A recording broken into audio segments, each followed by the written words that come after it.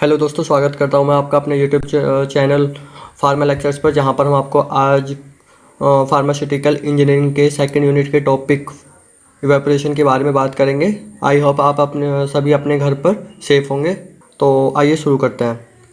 सबसे पहले हम बात करते हैं इवेपोरेशन के बारे में। तो इवेपोरेशन होता क्या है? ठीक है, तो एक ऐसा प्रोसेस होता है जिसमें क्या वाटर होता है वो वेपर फेज में कन्वर्ट हो जाता है जब उसका हम टेम्परेचर को इंक्रीज करते हैं। मतलब कि आप देखते होगे कि कहीं पर पानी पाउंड में भरा होता है तो वो कम होता है, या कहीं किसी गड्ढे में पानी भरा होता है तो जब उस पर सनलाइट आके पड़ती है तो वाटर वो कुछ टाइम बाद बिल्कुल वहाँ पे से बिल्कुल ख़त्म हो जाता है। तो आपने सोचा क्यों होता है? क्योंकि वहाँ पे इवेपोरेशन होता है। इवेपोरेशन की प्रोसीजर, क्योंकि वहाँ पे जो उसका इन्वायरमेंट था वो पहले ठंडा था, तो इस वजह से वो इवेपोरेट नहीं हो रहा था। बट कुछ टाइम बाद क्या होता है कि जो वहाँ का टेम्परेचर था वो इंक्रीज हुआ। ठीक है, तो वहाँ मतलब इवेपोरेट होने के लिए जितना उसको टेम्परेचर चाहिए वो इवेपोरेट, ठीक है, तो वहाँ पे टेम्परेचर मैक्सिमम हुआ, तो इस वजह से वो इवेपोरेट हुआ। तो इस यही से हम प्रोसीजर को इवेपोरेशन बोलते हैं। ऑब्जेक्टिव के बारे में बात करें तो हम इससे क्या कर सकते हैं, तो हम इससे कंसनट्रेटेड प्रोडक्ट्स प्राप्त कर सकते हैं, और वाटर जो एक्वा सॉल्यूशंस होते हैं उनसे हम वाटर का रिमूव कर सकते हैं। और जो सी वाटर होता है उससे सी वाटर को हम इवेपोरेट करके और पीने पीने के लिए पानी ले सकते हैं। मतलब इवेपोरेट करके हम उसे पानी को पी भी सकते हैं। और गेट फ्री सॉलिड्स वाटर, ठीक है, तो जो कि यूज होते हैं कहाँ पे? बॉयलर्स में। किसके लिए? केमिकल प्रोसेस के लिए। और एप्लीकेशन के बारे में बात करें तो ये ग्लैंसेल प्रिपरेशन के लिए, बायोलॉजिकल प्रोडक्ट्स जैसे इंसुलिन, ठीक है, और ब्लड प्रोडक्ट्स जैसे प्लाज्मा हो गया, सीरम हो गया, उनके प्रिपरेशन के लिए, मैन्युफैक्चरिंग के लिए यूज होता है। और ठीक है, एंजाइम, हार्मोन्स और एंटीबायोटिक्स के लिए भी यूज होता है। और demineralised water used for the drinking purpose के लिए भी, मतलब हम इवेपोरेट करके वाटर को हम पीने योग्य बना लेते हैं। और क्या हो सकता है कि हम लिक्विड एक्सट्रैक्ट्स और सॉफ्ट एक्सट्रैक्ट भी बना सकते हैं। ठीक है, तो it is generally used in pharmaceutical industry, chemical industry for manufacturing of bulk drugs. ठीक है, तो इसका जनरली यूज हम कहाँ पे करते हैं? फार्मास्यूटिकल इंडस्ट्री में करते हैं। क्यों करते हैं? क्योंकि वहाँ पे हमें क्या होता है, फार्मास्यूटिकल इंडस्ट्री में और केमिकल इंडस्ट्री में हमें क्या मैन्युफैक्चरिंग करनी होती है? Bulk drugs. यदि आपको बल्क ड्रग्स के बारे में नहीं पता हो तो आप मुझे कमेंट करके बता देना, मैं आपको वहाँ पे उसकी बता दूंगा कि क्या होता है। ठीक है, अब बात करते हैं हम इसके फैक्टर इन्फ्लुएंसिंग इवेपोरेशन के बारे में। तो फैक्टर इन्फ्लुएंसिंग इवेपोरेशन होता क्या है? ठीक है, तो उसमें कुछ पॉइंट्स हैं, जैसे टेम्परेचर हो गया, एजिटेशन हो गया, सरफेस एरिया होगा, vapour pressure, density, type of product required, moisture content और टाइम ऑफ इवेपोरेशन। तो सबसे पहले हम बात करते हैं टेम्परेचर की। टेम्परेचर का इसमें फैक्टर अफेक्टिंग क्या करता है, मतलब इसका रोल है। तो सिंपल सी बात है कि यार जब वहाँ पे वाटर का मतलब टेम्परेचर का बहुत ज़्यादा इसमें रोल होता है, क्योंकि जब तक टेम्परेचर इंक्रीज नहीं होता जो तो वाटर इवेपोरेट नहीं होगा। ठीक है, तो इसको एक हीट प्रोवाइड कराता है जिससे इसका वेपराइजेशन होता है। और तो ठीक है, तो जो रेट होता है हीट ट्रांसफ़र का वो डिपेंड्स करता है टेम्परेचर ग्रेडियंट पे। एजिटेशन की बात करें तो एजिटेशन बहुत ज़रूरी चीज़ है भाई इवेपोरेशन के लिए। और सरफेस एरिया की बात करें तो ठीक है, तो सरफेस एरिया में हम बात क्या कर लेते हैं। सरफेस एरिया में जो इवेपोरेशन होता है वो डायरेक्टली होता है प्रोपोर्शनल और सरफेस एरिया से। ठीक है, तो इसमें हम बोल सकते हैं कि जो the rate of evaporation is directly proportional to the surface area of the vessel expose to evaporation. जो सरफेस एरिया होता है, ठीक है, तो वेसल एक्सपोज कर देता है इवेपोरेशन के लिए। ठीक है, तो वेपर प्रेशर की बात करें तो liquid with low boiling point evaporate और quickly due to high vapour pressure. क्या होता है कि जो लिक्विड होते हैं लो बॉइलिंग से पॉइंट से स्टार्ट होंगे, इवेपोरेट होना स्टार्ट करेंगे quickly to high vapour pressure. मतलब पहले उनका जो टेम्परेचर होगा बहुत कम होगा, बट धीरे धीरे वो उनका जब बॉइलिंग पॉइंट बढ़ता जाएगा, मतलब टेम्परेचर इंक्रीज होता जाएगा, तो वो इवेपोरेट होना स्टार्ट हो जाएंगे। ठीक है, फिर डेंसिटी की बात करें तो डेंसिटी में क्या होता है कि the density increase the rate of evaporate decrease. जो डेंसिटी इंक्रीज होगी और जो रेट ऑफ इवेपोरेशन होगा वो डिक्रीज होगा। टाइप्स ऑफ प्रोडक्ट रिक्वायर्ड, अब इसमें हम बात कर सकते हैं कि कौन से प्रोडक्ट की रिक्वायर्ड होती है। तो the selection of the method and apparatus to be use for the evaporation depends upon type of product required. मतलब हमारे पास जैसा प्रोडक्ट होगा उसी के हिसाब से हम एपरेटस यूज करेंगे और उसी के हिसाब से हम मेथड यूज करेंगे। तो जैसे ओपन पैन प्रोड्यूस लिक्विड और ड्राई कॉन्सेंट्रेट वाइल फिल्म है ना, इवेपोरेटर याइल्ड्स लिक्विड कॉन्सेंट्रेट। ठीक है, और फिर बात करते हैं मॉइस्चर कंटेंट के बारे में। मॉइस्चर कंटेंट तो आप समझते होंगे कि मतलब वेट। ठीक है, तो हम उसको some dry constituents decompose more rapidly in the presence of moisture ठीक है। तो क्या होता है कि जो सम ड्रग कॉन्स्टिट्यूएंट होते हैं वो डिकम्पोज होते हैं मोर द रैपिडली, मतलब वो ज़्यादा जल्दी से होते हैं किसकी प्रेजेंस में, मतलब वो डिकम्पोज होता है किसकी प्रेजेंस में, मॉइस्चर की में। ठीक है, तो हम क्या करते हैं वहाँ पे टेम्परेचर को रेज कर देते हैं। तो evaporate should be carried out A low controlled temperature. तो वहाँ पे क्या करता है कि जब हम टेम्परेचर इंक्रीज कर देते हैं तो ये इवेपोरेशन स्टार्ट होना हो गया, तो वो क्या करता है लो कंट्रोल टेम्परेचर हो जाता है। ठीक है, तो टाइम ऑफ इवेपोरेशन के बारे में बात करें तो टाइम ऑफ इवेपोरेशन क्या होता है कि कितना टाइम लगा हमें इवेपोरेशन होने में। तो हम इसमें बोल सकते हैं एक्सप्लोजर। ठीक है, तो to a relatively high temperature for short time में be less destructive of the active ingredients than a low temperature. मतलब कुछ ऐसे इंग्रेडिएंट्स होते हैं जो लो टेम्परेचर पे भी अच्छा अपना काम दिखा देते हैं। एक्टिव इंग्रेडिएंट्स होते हैं ना, मतलब कुछ एक्टिव इंग्रेडिएंट क्या होते हैं कि वो शॉर्ट टाइम में भी इवेपोरेट हो जाते हैं हाई टेम्परेचर पे। ठीक है, लो टेम्प मतलब यदि हम उनको कंपेयर करते हैं एक लो टेम्परेचर से with expose a longer period film evaporator have used a fairly high temperature but the exposure time is very short. ठीक है, जो एक्सपोजर टाइम होगा वेरी शॉर्ट होता है क्योंकि जो फिल्म इवेपोरेटर होता है वो क्या यूज़ करता है, फेयरली हाई टेम्परेचर यूज़ करता है। ठीक है, तो मतलब जब टेम्परेचर हाई होगा तो सिंपल सी बात है कि टाइम हमारा शॉर्ट होगा, हमें वहाँ पे कम टाइम की रिक्वायरमेंट होगी। अब बात करते थे हम इसका difference between evaporation and other heat process के बारे में। मतलब इवेपोरेशन और कुछ और हीट प्रोसेस होते हैं। ठीक है, तो वो कैसे डिफरेंस होते हैं इवेपोरेशन से, तो हम उन दोनों में कंपेयर करेंगे। तो आइए स्टार्ट कर लेते हैं क्या क्या होता है। तो इवेपोरेशन क्या होता है? इवेपोरेशन एक ऐसा प्रोसेस है जिसमें क्या होता है कि जो सब्सटेंस होते हैं उसको चेंज करते हैं स्टेबल फॉर्म से the liquid state to the gases state without boiling. मतलब बिना बॉयल किए हुए हम उसको जो लिक्विड स्टेट होता है उसे हम किस में कन्वर्ट कर देते हैं, गैस में, गैसेस स्टेज में हम कन्वर्ट कर दें विदाउट बॉइलिंग। ठीक है, तो अदर हीट प्रोसेस में क्या होता है, बॉइलिंग और ड्राइंग में। तो उसमें हम बात कर सकते हैं कि boiling process in which a substance change state from the liquid state to the gases state. जो बॉइलिंग प्रोसेस होता है वो क्या होता है, कौन सा मतलब एक ऐसा सब्सटेंस होता है जो चेंज करता है और जो स्टेट होता है उसको चेंज करता है लिक्विड स्टेट से किस में, गैसेस स्टेट में। मतलब आप समझते हो कि बॉइलिंग यदि आप वाटर को करते हो तो वो काफ़ी बॉयल हो जाता है, जब 100 डिग्री सेल्सियस पर पहुंच जाता है तो वो बॉयल हो जाता है। और ड्राइंग मतलब अब बात करते हैं ड्राइंग प्रोसेस की, तो drying the word is use to describe the removal of water from a substance. Drying हम बात कर लें तो हम किसी प्रोडक्ट को जब ड्राई करते हैं तो क्या होता है बताओ। तो सिंपल सी बात है कि यार मतलब हमसे हम क्या करते हैं, वहाँ से हम वाटर को रिमूव करते हैं। तो वही प्रोसेस होता है कि अब उसे हम हीट से करें और या फिर किसी अदर मेथड से करें, वो डिपेंड करता है। तो distillation include transforming liquid to gas by heating and condensing the liquid. ठीक है, तो एक डिस्टिलेशन इंक्लूड भी कर सकते हैं, ट्रांसफॉर्मिंग लिक्विड टू गैस। मतलब डिस्टिलेशन से भी हम क्या कर सकते हैं कि लिक्विड से गैस को हम हीट प्रोवाइड करा के कंडेंसिंग द लिक्विड। और इवेपोरेशन में हम सेकंड पॉइंट की बात करें तो एक काफ़ी स्लो प्रोसेस होता है। और बॉइलिंग और ड्राइंग में हीट प्रोसेस की बात करें तो boiling, drawing and distillation is a very quick process होता है। मतलब ये बहुत जल्दी हो जाता है क्योंकि बॉइलिंग तो जितने उसको टेम्परेचर दोगे इतनी जल्दी बॉयल हो जाएगा। ठीक है, फिर थर्ड पॉइंट है इवेपोरेशन का, no bubbles formation take place. ठीक है, तो इवेपोरेट जब हम इवेपोरेट कराते हैं तो वो डायरेक्ट गैसेस में कन्वर्ट होता है, ना कि उसमें बबल्स होता है। बट जब हम बॉइलिंग कराते हैं किसी भी सब्सटेंस को या लिक्विड को तो क्या होता है कि उसमें बबल्स आपने देखे होंगे कि जब आपने कभी वाटर को बॉईल किया हो तो उसमें बबल्स दिखते हैं। ठीक है, तो वो फॉर्मेशन होता है। तो इवेपोरेट के फोर्थ पॉइंट के बारे में बात करते हो, it is generally carried out of liquid materials. ये क्या सिंपल सी बात है कि यार वो लिक्विड मटेरियल्स होते हैं उनका इवेपोरेट करा पाता है। और अदर हीट प्रोसेस के बारे में बात करें तो ड्राइंग और generally carried out on solid materials. Drawing क्या हो सकती है, सॉलिड मटेरियल्स हो सकते हैं कि आपका कुछ भी हो सकता है यार, बहुत सारे मटेरियल्स हो सकते हैं, आप उनके एग्जाम्पल्स अपने आप सोच सकते हैं। ठीक है, यदि नहीं आए तो मुझे कमेंट करके बता देना, मैं आपको उसमें बता दूंगा। It is a not a और फिर इवेपोरेशन के फिफ्थ पॉइंट की बात करें तो it is a not a separation technique. मतलब एक ये इवेपोरेट की बात करें तो एक सेपरेशन टेक्निक नहीं है। और अदर हीट प्रोसेस के बाद फिफ्थ पॉइंट के बारे में बात करें तो क्या होता है कि distillation is also a separation technique. क्या है एक मतलब एक सेपरेशन टेक्निक है, मतलब ये किसी सब्सटेंस को सेपरेट कर देती है। Rate of evaporate increase with decreasing atmospheric pressure. मतलब रेट ऑफ इवेपोरेशन जब इंक्रीज होगा जब एटमॉस्फेरिक जो टेम्परेचर होगा वहाँ का वो डिक्रीज होगा।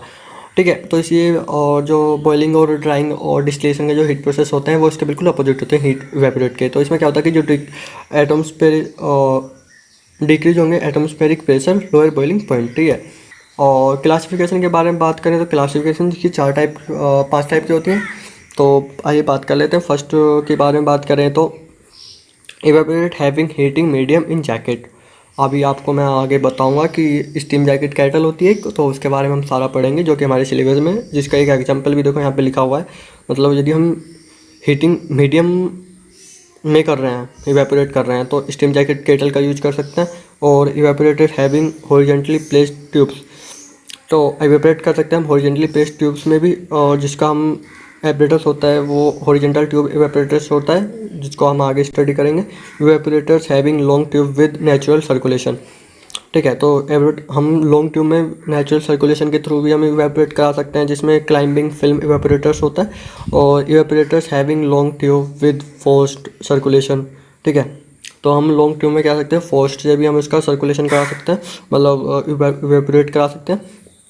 और जिसका एग्जांपल की बात करें तो फोर्स सर्कुलेशन इवेपोरेटर्स हो सकता है, और मल्टीपल इफेक्ट इवेपोरेटर्स, जिनके बारे में हम आगे बात करेंगे शायद।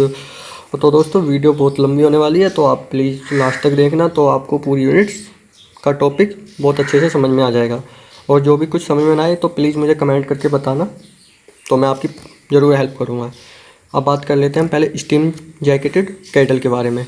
तो हम इसको क्या करते हैं, इसको हम इवेपोरेटिंग पेन के नाम से भी जानते हैं। मतलब इसका यदि आपको पेपर में आ जाए कि इवेपोरेटिंग पेन के बारे में लिखे तो आप कंफ्यूज मत होना, वो स्टीम जैकेटेड केटल भी बोलते हैं।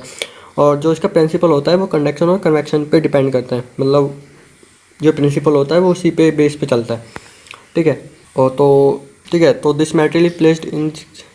और फिर बात कर लेते हैं आगे कंस्ट्रक्शन के बारे में। कंस्ट्रक्शन में आप देख सकते हैं कि एपरेटस किस किस से मिलकर बना होता है, कैसा होता है, इसकी शेप क्या होती है। ठीक है। तो कैसा होता है हम बात कर लेते हैं। The apparatus consist of a hemispherical और cellular pan which is made of copper और स्टेनलेस स्टील। तो आपको अभी तो पता लगा ना कि मतलब स्टेनलेस ये जो होता है एक सेलुलर पेन की शेप में होता है, हेमिस्फेरल और सेलुलर पेन की जैसे शेप होती है, और ये स्टेनलेस स्टील का और कॉपर का बना होता है। Copper is an excellent material for the kettle. ठीक है। तो यदि हम ज़्यादा ही अच्छा यूज करना चाहते हैं तो हम इसमें कॉपर का यूज कर सकते हैं। और because of its good conductivity, मतलब जो कॉपर होता है उसकी कंडक्टिविटी बहुत काफ़ी अच्छी होती है। ठीक है। तो जो हेमिस्फेरिकल शेप होती है वो प्रोवाइड क्या कराती है इसको, एक सरफेस, मतलब जब हेमिस्फेरिकल होगी तो हम जो उसको हीट कराएंगे तो बहुत एक अच्छी हीट प्रोवाइड कराएगा उसको, सब्सटेंसेस को वेपोराइजेशन भी कराएगा। ठीक है। तो इसके बाद हम क्या करेंगे, it is surrounded by A jacket with steam inlet steam. मतलब आप इसके अभी डायग्राम देखना तो उसमें आपको सब समझ में आ जाएगा। ठीक है। तो मैं आपको इसका डायग्राम दिखा देता हूँ। देखो इसका एक कुछ डायग्राम है। तो दोस्तों मेरा ड्राइंग तो थोड़ी बेकार है बट आप देख लेना। ठीक है। मैं इसको थोड़ा शायद आपको अच्छा दिख रहा होगा। ठीक है। तो क्या होता है कि जब इसमें मतलब हीटिंग और वेपोराइजेशन अच्छी हो जाती है हेमिस्फेरिकल शेप की वजह से, और इसके चारों ओर क्या होती है, एक जैकेट होती है किसकी, स्टीम इनलेट की। स्टीम जैकेट जो होती है अटैच होती है किससे, कंडेंसेट आउटलेट। मतलब जो इनलेट होती है वो बाहर की वाली और अंदर वाली दोनों कनेक्ट होती हैं एक दूसरे से, मतलब अटैच्ड होती हैं, और went for the non condensed gases. ठीक है। The kettle is also fitted with outlet at the bottom for discharging of product. मतलब कि जो केटल होता है वो फिट होता है आउटलेट ऑफ द बॉटम। ठीक है। तो डिस्चार्जिंग करता है, प्रोडक्ट को डिस्चार्ज कर देता है। जैसे यहाँ पे प्रोडक्ट हो गया, कंडेंसेट हो गया, स्टीम में हो गया, और वेंटीरा इधर राइट में, और जैकेट आप देख लेना एक बार पढ़ के यार, बहुत अच्छा समझ में आ जाएगा आपको। ठीक है। अब बात कर लेते हैं इसके वर्किंग के बारे में। तो वर्किंग भी काफ़ी कि यार ये वर्क कैसे करता है किसी मेथड पे, या कैसे कैसे काम करता है, तो हम इसके बारे में आगे देख लेते हैं। तो वर्किंग में फर्स्ट पहले क्या होता है, तो वर्किंग में द सॉल्यूशन और suspension is placed into the kettle. मतलब जो ये केटल वाली है, मतलब जो केटल का डायग्राम है बिल्कुल ऐसी केटल होगी, उसमें हम क्या होगा सस्पेंशन को या फिर किसी सॉल्यूशन को उसके अंदर रख देंगे केटल के अंदर, और उसको हीट प्रोवाइड कराएंगे। मतलब हीट प्रोवाइड कराएंगे कहाँ से, इनलेट से, थ्रू इनलेट विच प्रोवाइड, जो भी हीट प्रोवाइड कराएंगे तो सॉल्यूशन, मतलब हमने केटल को हीट प्रोवाइड किया तो उस केटल की वजह से, क्योंकि हेमिस्फेरिकल शेप होती है, ठीक है, और तो उसको एक हीट प्रोवाइड होना स्टार्ट हुई किसको, सॉल्यूशन और सस्पेंशन को। ठीक है, ठीक है, तो जो कंडेंसेट लीव थ्रो आउटलेट, और आप देख लेना यहाँ पे। ठीक है, तो the condensate leave through outlet. ठीक है, तो on small scale kettle is used and also agitation is done manually और mechanically by stirrer. The final product is called collected from the bottom. ठीक है, जो हम इसका फाइनल प्रोडक्ट होता है वो कहाँ से हम बॉटम से ले सकते हैं। अब कोई मशीन है यार, कोई भी है तो उसके मेरिट और डीमेरिट्स तो ज़रूर होता है, तो इसके पहले हम बात कर लेते हैं मेरिट्स के बारे में। तो क्या होता है कि एक कंस्ट्रक्शन के लिए बहुत सिंपल होता है, ठीक है, और ऑपरेट करने के लिए बहुत ज़्यादा ईजी होता है, मतलब ऑपरेट करना बहुत ज़्यादा ईजी है, और हम इसको प्रोडक्ट को काफ़ी ईजिली रिमूव भी कर सकते हैं, मतलब जहाँ से वो निकलता है। और बात करें तो आगे तो फोर्थ पॉइंट क्या होगा इसका, मतलब use for small scale and large scale operation. मतलब इसमें हम थोड़े सॉल्यूशन या सस्पेंशन के लिए भी यूज कर सकते हैं और ज़्यादा मतलब प्रोडक्ट के लिए भी यूज कर सकते हैं। Maintenance and installation cost is low. ये सबसे अच्छी बात है कि इसकी मेंटेनेंस और इंस्टॉलेशन कॉस्ट काफ़ी कम है। डीमेरिट के बारे में बात करें तो एक सबसे बड़ी, हमने भी पढ़ा कि हाँ ये हीट प्रोवाइड कराता है, बट डीमेरिट में इसमें लिखा हुआ है कि not suitable for heat sensitive product. मतलब जो हीट सेंसिटिव प्रोडक्ट होते हैं, मतलब जो कि हीट को नहीं ले सकते हैं या फिर हीट की वजह से उनको कुछ प्रॉब्लम हो जाएगी या फिर उनका स्ट्रक्चर बिगड़ जाएगा, तो उसके लिए सूटेबल नहीं होता है। और आप मुझे कमेंट करके बताएंगे कि हीट सेंसिटिव प्रोडक्ट कौन कौन से होते हैं, तो प्लीज़ करके इतना तो बता सकते हो यार। Used only for aqueous liquid.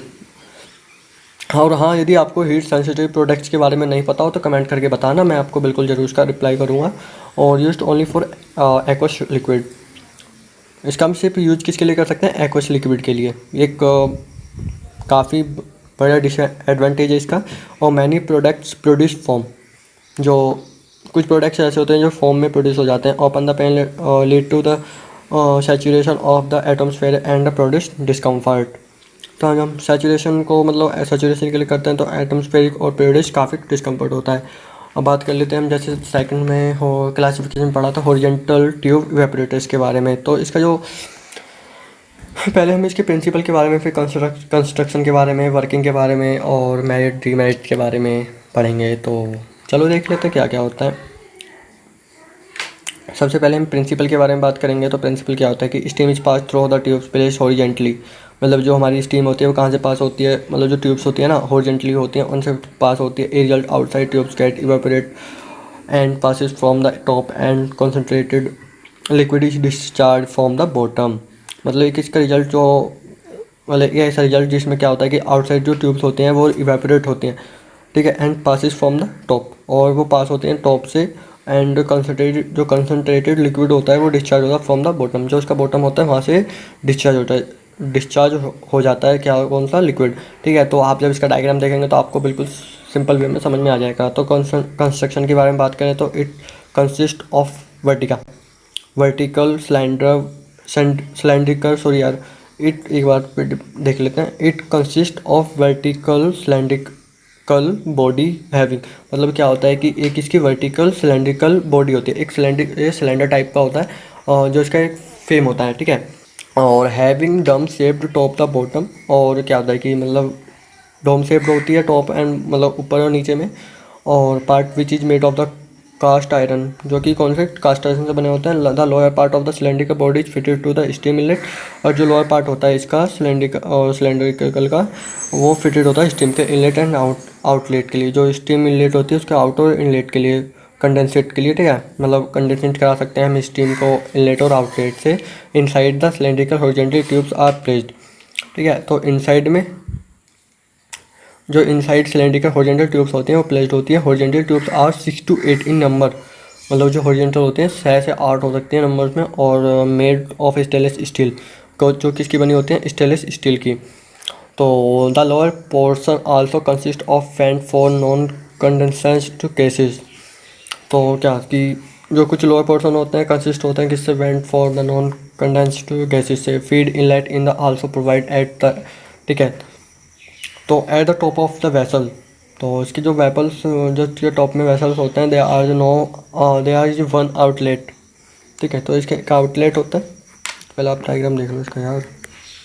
कुछ ऐसे ही है भाई, मेरी ड्राइंग अच्छी नहीं है यार, तो इसलिए ऐसी बनाए, प्लीज़ आप अपना देख लेना करके।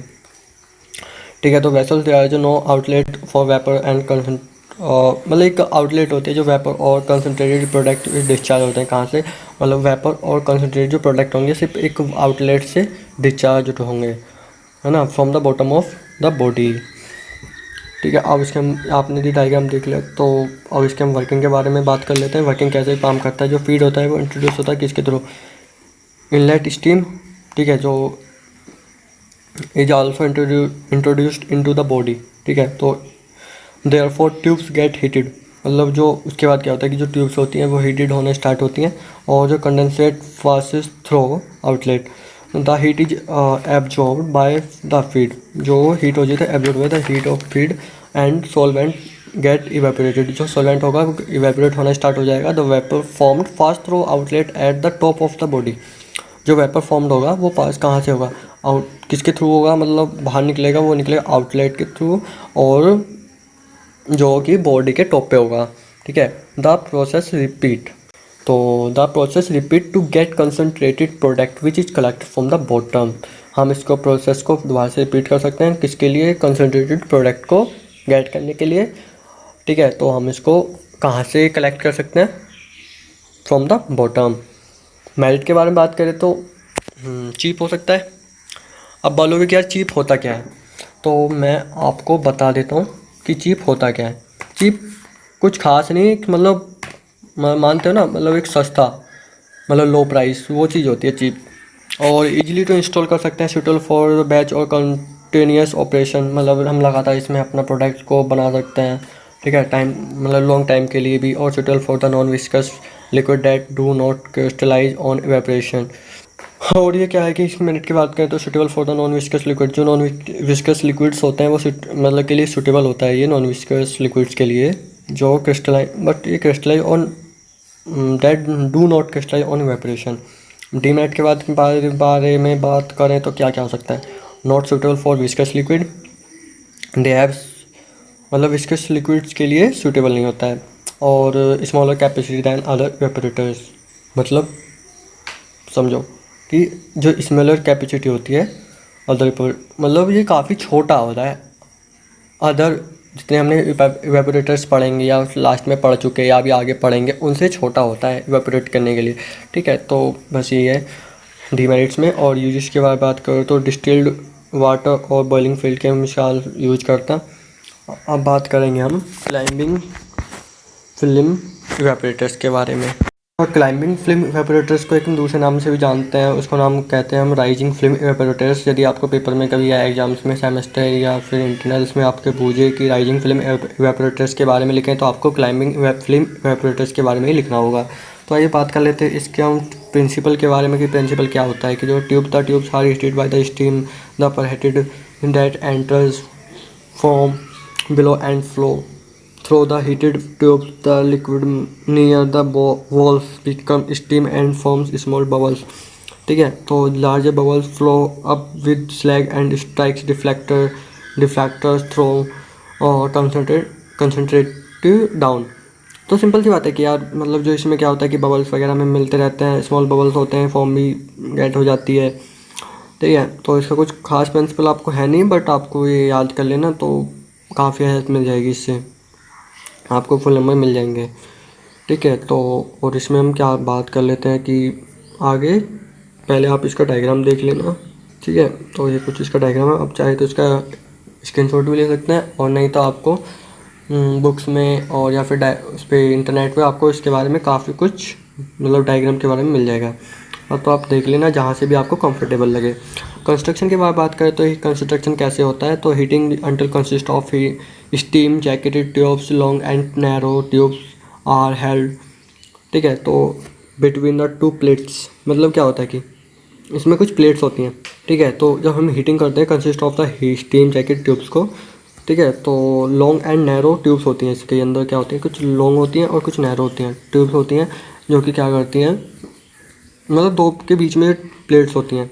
Deflector is placed at the top of the vapour, जो डिफ्लेक्टर होता है प्लेस्ड करता है कहाँ पे, देखो यहाँ पे आपको डायग्राम में मैं दिखा देता हूँ, कहाँ गया जरा डिफ्लेक्टर, ये था ना, तो deflector is place at the top of the vapour, जहाँ पे हमारा वेपर हेड होगा वहीं पे ये डिफ्लेक्टर बिल्कुल सेट होता है। और there is also the provision of inlet from the steam and feed, ठीक है। तो क्या होता है उसके बाद हम बात कर लेते हैं। Outlet are provide from the vapour concentrated, जो यहाँ पे हमारा एक ये वेपर देख रहे हैं ना आप यहाँ पे, वो क्या करता है कि वेपर कंसनट्रेटेड प्रोडक्ट। और तो उसके बाद हम बात कर लेते हैं a cyclone separator placed at the top of the vapour head. एक साइक्लोन सेपरेटर होता है जो इसके हेड पे बिल्कुल लोकेटेड होता है। अब इसके हम बारे में बात कर लेते हैं वर्किंग के बारे में कि वर्किंग कैसे करता है। तो pre heated liquid enters from the bottom, ठीक है। तो समझ रहे हो ना कैसे, मतलब pre heated liquid enter from the bottom, जो प्री हीटेड लिक्विड्स होंगे वो एंटर करेंगे बॉटम से। Steam is passed into the unit through the, जो इनलेट प्रोवाइड होगा वहाँ से हम इसको स्टीम प्रोवाइड कराएंगे, वहाँ से मतलब पास कराएंगे through the wall. Heat is transfer to the liquid, और जो हीट ट्रांसफर होगी वॉल से, ठीक है, किसके लिए, लिक्विड के लिए। As a result liquid becomes vapour, ऐसे इसके रिजल्ट के लिए क्या हमें वेपर्स मिलना स्टार्ट हो जाएगा। स्मॉल बबल्स ऑफ फॉर्म, मतलब छोटे छोटे बबल्स बनने स्टार्ट हो जाएंगे जैसे हमने प्रिंसिपल में पढ़ा था। और उसके बाद जो मर्ज और fuse to form large bubbles, ठीक है। तो लार्ज बबल्स होना स्टार्ट हो जाता है और कुछ टाइम में जब फॉर्म फ्यूज स्टार्ट हो जाएगा, मर्ज होना स्टार्ट हो जाएंगे, तो वहाँ पे हमारे लार्ज बबल्स बनना स्टार्ट हो जाएंगे। The slug of fluid is blow up into the tubes. As a result the liquid will spread like a film on the walls, ठीक है। तो this film the liquid vaporisation continuously and finally a concentrated product is obtain that can be collected from the bottom, ठीक है। तो हम इसको concentrated product को हम कहाँ से गेट कर सकते हैं, फ्रॉम द बॉटम से, ठीक है। तो देख लेते हैं कहाँ से हमें प्रोडक्ट मिल सकता है, ठीक है। यहाँ से आप देख लेना, कॉन्सेंट्रेटेड प्रोडक्ट लिखना है ना, यहाँ से हम प्रोडक्ट मिल सकता है। यहाँ से हम फीड इनलेट कराते हैं, कंडेंसेट ये होता है, वेंट यहाँ से होता है, ठीक है। तो बहुत अच्छा सा, और यूट्यूब पे इसके यार वीडियो मिल जाएंगे तो आप देख लेना। बट जब आप लैब में जाएंगे जो कॉलेज ओपन होने के बाद, तो आपको वहाँ पे देखने के लिए मिलेगा, तो आपको और ज़्यादा वहाँ से बेटर समझ में आएगा कि ये कैसे वर्क करता है, क्या इसके कंस्ट्रक्शन होते हैं। तो आपको उसी के हिसाब से अपने माइंड में रखना होगा, क्योंकि यार फार्मास्यूटिकल इंजीनियरिंग में ज़्यादातर सभी मशीन्स हैं जिनको आप याद रख तो नहीं सकते, तो आपको उनको माइंड में अपना सेट करना होगा कि यार ये ऐसा होता है, इसका प्रिंसिपल ये होता है, कंस्ट्रक्शन ये होता है और वर्किंग ये होती है। मेरिट और डिमेरिट्स तो आप फिर जब वर्किंग कर लोगे तो आपको पता लग जाएगा। तो ठीक है, तो vapour eject from the top of the unit. जो वेपर होगी आपने देखा था ना वहाँ पे, मैं आपको दिखा देता हूँ। देखो यहाँ पे क्या होता है कि वेपर इजेक्ट होगी साइक्लोन सेपरेटर वाले में। और उसके बाद हम बात कर लेते हैं इसके मेरिट और डीमेरिट्स के बारे में। तो डीमेरिट क्या होते हैं, मेरिट क्या हो सकती है, large area for heat transfer due to large tubes. मतलब एक लार्ज एरिया होगा जिसमें हम क्या करेंगे, हीट ट्रांसफ़र कर देंगे लार्ज ट्यूब्स में। लार्ज ट्यूब में हम हीट ट्रांसफ़र कर देंगे फॉर द लार्ज एरिया के लिए, जिससे हमारा काम जल्दी हो जाएगा। और हीट सेंसिटिव मेटल्स भी हम यूज़ कर सकते हैं, ठीक है। और इंस्ट्रूमेंट के लिए जब हम लगाएंगे तो इसको जगह भी ज़्यादा की ज़रूरत नहीं होती है। और फॉर्म फॉर्मिंग लिक्विड्स भी हम यूज़ कर सकते हैं। डीमेरिट्स की बात करते हैं, डीमेरिट्स क्या हो सकते हैं इसके, सोचो कि लार्ज हेड, ठीक है, लार्ज हेड स्पेस रिक्वायर्ड, मतलब जो इसका हेड होता है वो काफ़ी बड़ा होता है, उसके लगाने के लिए मतलब जगह, वैसे तो ये छोटी जगह में लग जाता है, बट इसका हेड होता है तो वहाँ पे हमें जगह काफ़ी चाहिए होती है। और क्लीनिंग और मेंटेनेंस का काफ़ी यार क्या काम है इसका, और एक्सपेंसिव भी होता है। और कंस्ट्रक्शन इज क्वाइट कॉम्प्लिकेटेड है भाई। और यूसेज के बारे में बात करें तो insulin, liver extract, vitamin, corrosive solution forming liquids में हम इसको यूज़ कर सकते हैं बनाने में, मैन्युफैक्चरिंग या प्रोडक्ट। और बात करेंगे हम एक अगली मशीन के बारे में। दोस्तों यार वीडियो थोड़ी लंबी होगी, तो आपको यदि सारी मशीन्स के बारे में पढ़ना है और उसको अच्छे से समझना है तो आपको वीडियो लास्ट तक देखनी पड़ेगी, ठीक है। तो फिर हम बात कर लेते हैं अगली मशीन्स के बारे में, जो कि है फोर्स्ड सर्कुलेशन इवेपोरेटर्स। वो भी बिल्कुल सेम ऐसी है जो अभी हमने लास्ट में मशीन पढ़ी, वो कौन सी थी, क्लाइंबिंग फिल्म इवेपोरेटर्स। तो सेम ऐसी है बट उसमें थोड़ा डिफरेंस है, तो आइए देख लेते हैं। क्योंकि उसमें जो हमने लास्ट मशीन पढ़ी थी उसमें हमने फीड करा रहे थे, कंडेंसेट और वेंट करा रहे थे। इसमें वेंट और कंडेंसेट तो होता है, बट इसमें जो फीड, जहाँ हम फीड कराते हैं वो पंप, वहाँ पे फीड को हम कराते हैं, बट इसका एक पंप भी लगा होता है इसके अंदर। तो इसकी हम बात कर लेते हैं प्रिंसिपल के बारे में। सॉरी हेडिंग डली नहीं इसमें। तो फीड के बारे में मतलब प्रिंसिपल के बारे में बात करें तो in this the liquid flow through the tubes at the high pressure by mean of a pump, ठीक है। तो there is elevation in boiling point, मतलब बॉइलिंग पॉइंट पे, और क्या करता है फिर ये force circulation of liquid also create agitation, मतलब एजिटेशन ये क्रिएट करता है। और एजिटेशन आपने लास्ट टाइम पढ़ा भी था कि वो उसमें पढ़ा था ना फैक्टिंग में इवेपोरेट के, तो आप समझना क्या होता है। ठीक है, तो this leads to the flashing of the super heated liquid, thus the evaporate is carried out. ठीक है, तो आप तो देख लेना यार अपना। तो कंस्ट्रक्शन के बारे में बात करें, मतलब प्रिंसिपल कुछ खास इसका है नहीं इनका, और ये ज़्यादा कुछ मोस्ट होते भी नहीं है पेपर्स के हिसाब से भी। और हम आपको इसकी सीरीज लेके आएंगे, जो मोस्ट क्वेश्चंस होते हैं उनकी सबकी एक सीरीज आएगी सबसे फैक्ट की। तो कंस्ट्रक्शन के बारे में बात करें तो कंस्ट्रक्शन के बारे में सिंपल सी बात होती है कि लॉन्गर स्टीम जैकेटेड होती हैं tubes help between two tube seats होती हैं। उनके बीच में क्या होता है कि जो एक लंबी सी स्टीम जैकेट होती है, और ये जो इसमें ट्यूब्स लगी होती हैं वो 2.5 मीटर लंबी हो सकती हैं, या होती हैं, हो भी सकती हैं, या तो ये pump is used to force liquid to the tubes with high velocity. मतलब जो पंप होता है वो यूज करता है एक लिक्विड टू द ट्यूब्स में हाई वेलोसिटी के लिए। और आप देख सकते हैं इसका एक डायग्राम है, मैं बताया देखो यहाँ पे पंप है, यहाँ से हम पहले वाले उसमें क्या कराते थे, हम फीड इनलेट कराते थे, बट फीड इसमें राइट से है। तो ठीक है, तो the pump force liquid through tubes into the flash chamber और वेपर हेड, मतलब जो पंप फोर्स करता है लिक्विड थ्रू द ट्यूब्स, इसमें फ्लैश चैम्बर और वेपर हेड होगा। देखो इसमें वेपर हेड है कहीं पे, ये रहा वेपर हेड दिख रहा है ना आपको टॉप पे, तो वहाँ पे इसको क्या करता है। उसके बाद जो flash chamber consist of deflectors, जो फ्लैश चैम्बर्स होंगे वो डिफ्लेक्टर्स से कंसिस्ट होते हैं, मतलब फ्लैश चैम्बर या वेपर हेड वो सेम होता है। The vapour head is also join to the return pipe, जो कि वेपर हेड होता है वो किससे कनेक्ट होता है बताओ, मतलब रिटर्न पाइप जो होते हैं वो किससे कनेक्ट होते हैं, वेपर हेड। ठीक है, तो यार वेपर हेड से तो होता है, मतलब जो वेपर हेड होता है ये हमेशा रिटर्न पाइप जो होते हैं वो वापस वाले उनसे कनेक्ट होता है। वर्किंग के बारे में बात करें तो steam is passed into the unit through the inlet provided, मतलब क्या स्टीम हम इसमें प्रोवाइड कर सकते हैं किसके थ्रू, इनलेट के थ्रू, और the pump sends the liquid to the tubes of at high velocity. ठीक है, तो the liquid rise and boils as it passes through the tubes, मतलब कि जो लिक्विड होता है वो राइस होता है। ठीक है, राइजिंग हुआ एंड बॉइल्स हुआ एज इट पासिस, मतलब ट्यूब्स में वो सब कुछ हो गया। उसके बाद मिक्सचर को वेपर किया और liquid strikes to the deflector, और जो डिफ्लेक्टर होगा वहाँ पे जाकर उसने स्ट्राइक्स किया, और उसके बाद जो वेपर होगा और लिक्विड होंगे वो दोनों क्या करेंगे, सेपरेटेड हो जाएंगे।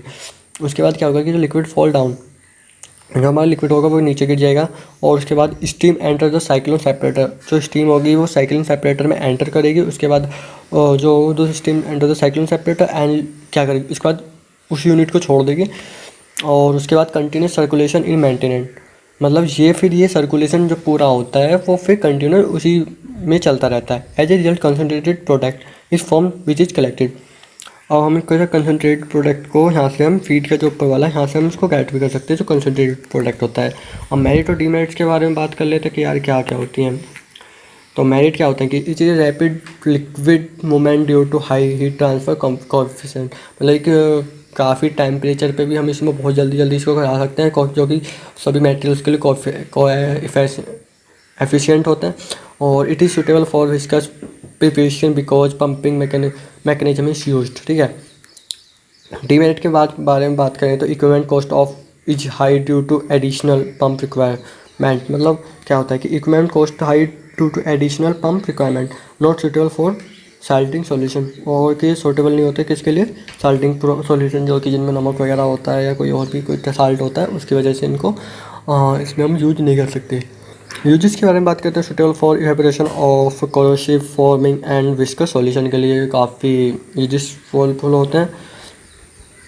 और जो मेथड यूज हो सकता है कंसनट्रेटेड इंसुलिन के लिए और लीवर एक्सट्रैक्ट के लिए।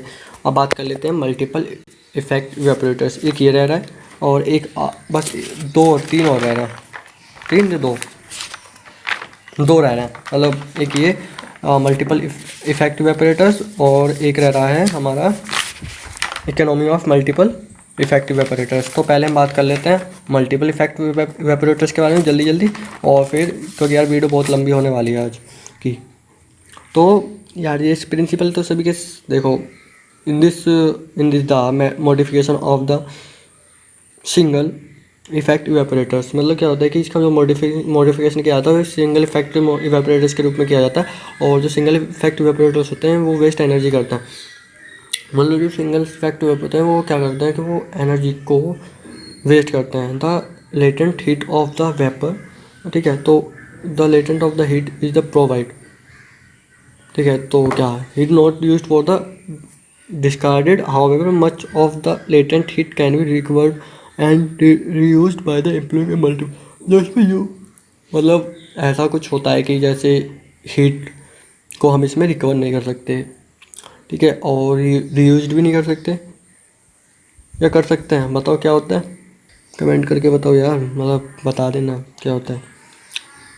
ऐसा होता है मतलब, ठीक है, मतलब जो हीट होती है वो रिकवर्ड हो जाती है और इसे हम यूज़ भी कर सकते हैं एम्प्लॉइंग मल्टीपल इफेक्टिव ऑपरेटर्स। इसलिए तो हम इसे मल्टीपल इफेक्टिव ऑपरेटर्स बोल सकते हैं कि उसे हम दोबारा से यूज कर सकते हैं।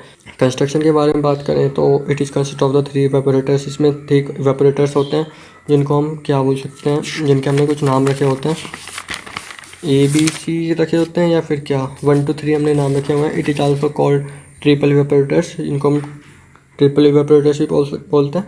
और the vapour from the first evaporator serves as heating medium for the second evaporators similarly. ये कुछ इसका डायग्राम है, ये देखो, ये कुछ इसका डायग्राम है, तो आपको समझ में आ जाएगा जब आप इसका स्क्रीनशॉट लेके एक या दो बार इसका ट्राई करेंगे बनाने का। तो काफ़ी ईजी है यार, इतना हार्ड नहीं है, बट मेरी ड्राइंग बेकार है तो मैं इतना अच्छा नहीं बना सका। तो आगे बात कर लेते हैं, ठीक है। तो vapour from the second evaporator, जो फर्स्ट इवेपोरेटर से वो वेपर थी वो सेकंड में आई, सेकंड के बाद वो सब्स हुई, हीटिंग मीडियम प्रोवाइड हुआ और थर्ड इवेपोरेटर्स में गई। थर्ड इवेपोरेटर्स क्या करेगा, connected to the vacuum pump. और जो थर्ड हमारा इवेपोरेटर्स है वो किससे कनेक्ट है, वैक्यूम पंप से। वर्किंग के बारे में बात करते हैं तो वर्किंग देख लेते हैं कि this is the method for the feed not hot liquid solution. जो फीड हो सकता है इसमें हॉट लिक्विड सॉल्यूशन हो सकता है। It introduce into the 3 evaporators, ठीक है। तो इसमें हम 3 इवेपोरेटर्स से इंट्रोड्यूस होते हैं। Parallel feed arrangement method is use. और इसमें क्या होता है, कौन सा अरेंजमेंट मेथड यूज होता है, पैरेलल फीड। तो the vent valve V1 V2 V3 kept open, मतलब V1 V2 और V3 इसमें हम ओपन रखते हैं उनको। Now a high vacuum is created by the starting the vacuum pump, ठीक है। तो the steam valve S1 are open through which steam is supplied, मतलब S1 क्या होगा कि ओपन होगा और स्टीम को सप्लाई करेगा। The steam first replace the cold air. मतलब बात करें तो जो स्टीम होगी वो फर्स्ट वाली की स्टीम होगी वो रिप्लेस करेगी कोल्ड एयर को इन द वेपर में। और space of the first evaporators when all cold air is removed, जब सारी एयर्स जो होंगी, मतलब ठंडी एयर्स होंगी या कोल्ड एयर्स होंगे बोल सकते हैं, तो वो जब रिमूव हो जाएंगी तो द V1 के जो वाल्व्स होंगे वो क्लोज हो जाएंगे, ठीक है। तो आप जब डायग्राम देखोगे तो आपको बहुत इसकी थ्योरी और वहाँ से देख लेना तो बहुत अच्छे समझ में आ जाएगा।